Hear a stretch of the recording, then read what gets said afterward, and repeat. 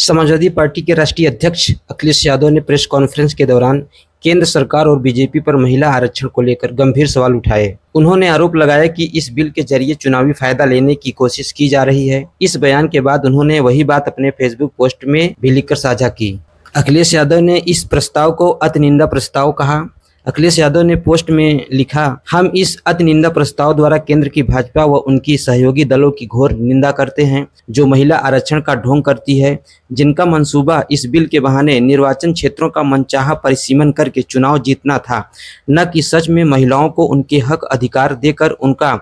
सशक्तिकरण या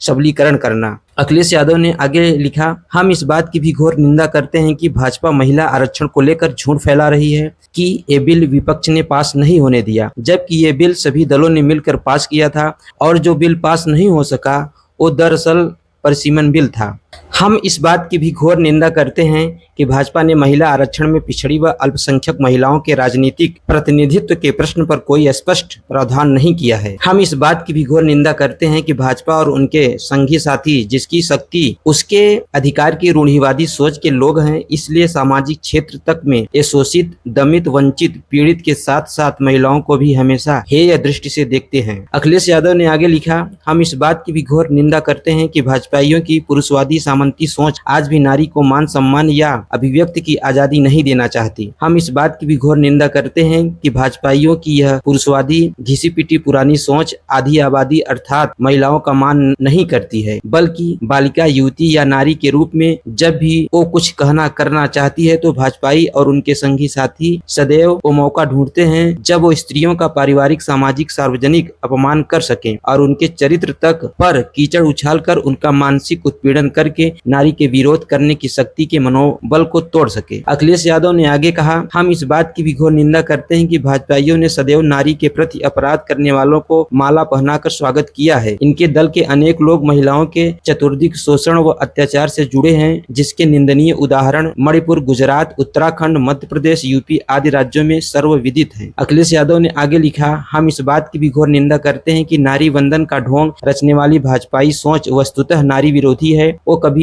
पहलगाम की विधवा का अपमान करते हैं, कभी हाथरस गाजीपुर की बेटी का या कभी कानपुर की किसी नव विवाहिता का। ये भाजपाई नारी वंदन की जगह उनके क्रंदन का कारण बन रहे हैं। हम इस बात की भी घोर निंदा करते हैं कि भाजपाई उस वातावरण को बनने नहीं देना चाहती जहां नारी पुरुष की समानता व समकक्षता की बात हो। हमारे देश में भगवानों के नाम में स्त्री पुरुष के साथ साथ नाम लेने की स्वस्थ परंपरा को भी इन्होंने तोड़ा है। हम इस बात की भी घोर निंदा करते हैं कि भाजपा नारी के विरुद्ध नारी को खड़ा करके नारी एकता को तोड़ रही है। अखिलेश यादव ने आगे कहा, हम इस बात की भी घोर निंदा करते हैं कि भाजपा चुनाव के समय नारी को प्रतिनिधित्व करने का सबसे कम अवसर देती है। हम इस बात की भी घोर निंदा करते हैं कि भाजपा और उनके संगी साथी अपने संगठनों को नारी को कभी भी उचित मान सम्मान स्थान नहीं देते। अखिलेश यादव ने आगे लिखा, हम इस बात की भी घोर निंदा करते हैं कि भाजपा और उनके संगी साथी नारी के लिए कार्यस्थलों में जानबूझकर नकारात्मक माहौल बनाए रखना चाहते हैं, जिससे वो घरों की दहलीज से बाहर न आ सके। हम इस बात की भी घोर निंदा करते हैं कि भाजपा और उनके संगी साथी व उनके कुछ प्रवचनजीवी तथा कथित ज्ञानी लोग मंचों से नारी की स्वतंत्रता के हनन की बात करते हैं और केवल नारी के विचार, विचरण, परिधान पर नसीहतें देते हैं। अखिलेश यादव ने आगे लिखा, हम इस बात की भी घोर निंदा करते हैं कि भाजपा और उनके संगी साथी अधिक बच्चों को जन्म देने की बात करके नारी के विरुद्ध षड्यंत्र रचते हैं, क्योंकि इससे नारी शारीरिक रूप से कमजोर होती है और घर की चारदीवारी तक सीमित हो जाती है। अखिलेश यादव ने आगे लिखा,